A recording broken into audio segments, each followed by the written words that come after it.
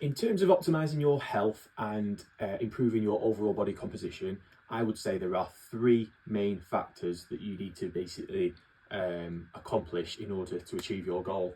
So the first one, okay, is going to be the ability to burn fat. The second one is going to be the ability to maintain and build lean body mass. And the third one is to be able to suppress your appetite. And I would say that there are 5 main reasons where people fail in terms of either being able to burn fat, being able to maintain and build lean muscle tissue, and being able to suppress their appetite. So I imagine that if you're struggling to lose weight, you're probably falling foul of one of the 5 things that I'm about to talk about now. So the first one, okay, is, as I've already touched on, carbohydrates. So in particular, refined carbohydrates. So as I previously mentioned, if you're excessively consuming carbohydrates, what's happening is you're increasing the insulin levels in your body. And as I mentioned before, when we're increasing insulin, high amounts of insulin in the body closes the door on your body's ability to burn fat. So it fails on that one. And if your body isn't able to access your fat stores, but it's not getting enough energy from the outside in terms of a sufficient amount of calories, what's it going to turn to? It's going to turn to your bicep for energy. So it's going to fail on the second one. And again, as I've mentioned previously, certainly refined carbohydrates have no sort of satiety in terms of suppressing your appetite. So you'll find that you'll have your bag of crisps and you're going to be hungry again half an hour later. So it fails on that one. The second one, where I believe a lot of people fall short, is in terms of their protein consumption. Now, as I mentioned, in terms of the Minnesota starvation experiment, when people were losing weight from being in a calorie deficit, roughly only 50% of that weight loss was coming from fat. The other 50% was coming from lean body mass. So what happens is when you're strength training regularly and you're consuming sufficient amounts of protein in order to build and maintain that muscle mass, okay, what's happening then is when you are in a calorie deficit, it's going to encourage your body to burn fat and leave that hard-earned muscle alone. Okay, so if you're not getting enough protein, okay, you're going to start wasting away your lean body mass. And if you are in a calorie deficit and your body's then using your lean body mass for energy, it then means that the fat's going to be left alone. So you're going to struggle to burn fat if you were not eating sufficient amount of protein. Then in terms of your appetite, so of all the macronutrients, protein is the most satiating. So you probably find, for example, if you were to have a couple of chicken breasts, you're going to struggle to eat much more than that. If I was to try and give you 3 or 4 chicken breasts, you're probably going to say, no, I've had enough there. It suppresses your appetite a lot more than carbohydrates do, and a lot more than fats do. So if you're not getting enough protein, you're going to struggle to suppress your appetite and then consequently probably overeat. Okay, so the third one where I think a lot of people fall short is in terms of their sleep. So that's sleep in terms of sleep quantity, but also sleep quality. So generally speaking, when you're not getting sufficient amounts of sleep, so let me give you an example. If I was to go 5 nights on the bounce with less than 6 hours sleep per night, I would have the insulin levels of a pre-type 2 diabetic. So like I said before, when your insulin is high, which it does increase significantly when you have a lack of good quality sleep, that closes the door on your body's ability to burn fat for energy. Therefore, it will fail on that one. Now, you've probably heard it said that muscles are built in the gym or muscles are built in the kitchen. I'll throw a third one in the mix here and say I think that muscles are built in the bedroom, in the sense that yes, you're breaking down your muscles when you exercise in the gym, you're refueling your muscles in terms of consuming your protein, in terms of your meals, but it's when you are in REM sleep, so that's rapid eye movement sleep, so that's a deep sleep, is when your body starts to produce testosterone and it starts to recover and rebuild the muscles that you've broken down.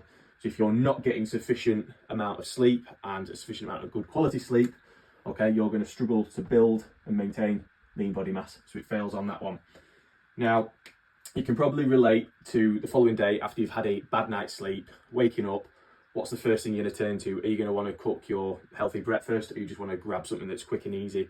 So what you'll find is after a poor quality night's sleep, your body produces 30% more of the hormone ghrelin. So what ghrelin is, it's basically that hunger feeling in your stomach when you're basically really craving food.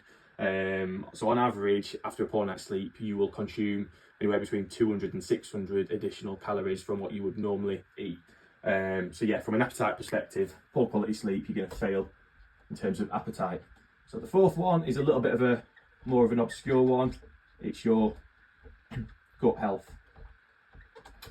So basically in your gut you have trillions and trillions of bacteria. So some of them are good and some of them are bad. So the bad bacteria, they predominantly feed off sugar. And if you're constantly giving them sugar, i.e. refined carbohydrates, that's keeping them happy. When they're happy, they're putting you in an inflamed state. Okay, when you're inflamed, that drives up insulin. When insulin's driven up, that closes the door on your body's ability to burn fat for energy. So it fails on this one.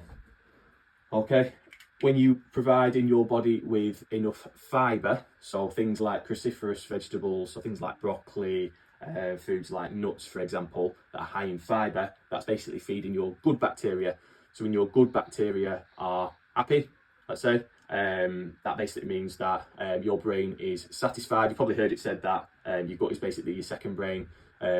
So if you're not giving your body enough of what it needs, i.e. enough fibre, basically your good bacteria are going to send a signal to your brain to basically say, go out and get me some more food, give me what I want, basically. So that's going to produce cravings and you're going to fail from an appetite perspective. Okay, and then as I mentioned before, if your insulin levels are high, which means you can't burn fat for energy, but you're not getting enough energy from the outside, your body's going to turn to your lean body mass, so it's going to fail on that one. And the fifth one, which I think most people who are trying to lose weight, this is the one where most people fall short. Can you guess what it is? It's probably a difficult one to cut out this time of year, but it is alcohol. Okay, so I'm not talking about alcohol from a calorie perspective. So yes, alcohol contains empty calories. What do I mean by empty calories? There are basically X number of calories in, say, a pint of beer or a glass of wine, and those calories provide your body with zero nutritional value. Okay, but what I'm talking about in this example is alcohol in its purest form. Okay, so when you're consuming alcohol, you're stimulating insulin. Okay, like I've said before, when we stimulate insulin, our body is then unable to burn fat for energy. It closes the door on our body's ability to burn fat. Now, the effects of alcohol can basically last, in terms of your increased levels of insulin, for anywhere between kind of 12 and 72 hours, depending on how insulin resistant you are. So you may well be in a calorie deficit. You may well have kind of been eating fewer and fewer calories throughout the day, knowing that you've got a night out planned. But if you're then consuming alcohol that evening, it doesn't matter that you're in a calorie deficit, because your insulin levels are sky high. They're going to stay sky high for up to 72 hours, which means for the next 72 hours, your body can't burn fat for energy. And if you're not getting enough fuel in terms of your food, okay, we're unable to burn fat for energy. What's then going to happen? Okay, our body's going to turn to our lean body mass. Equally, if you were to do, say, a heavy lifting session in the gym, okay, that's basically getting your muscles, let's say, breaking down your muscles and starting the process of protein synthesis. So protein synthesis is basically where your muscles are going to start growing back. However, if you consume alcohol after a lifting session, you're going to limit the levels of protein synthesis. So let's say you did a heavy session, you were going to get 100% protein synthesis after that session. If you're consuming alcohol, you're probably only going to get 70% protein synthesis. You're only going to get 70% of the reward off the back of your kind of hard efforts. So you're going to fail on this one. And do I really need to go into detail in terms of appetite and alcohol? So you've been for a heavy night out on the drink, it gets to 3 o'clock in the morning, where do you see everyone hanging out at that time? Okay, it's in McDonald's, it's in the kebab shop, it's in the takeaway pizza shop.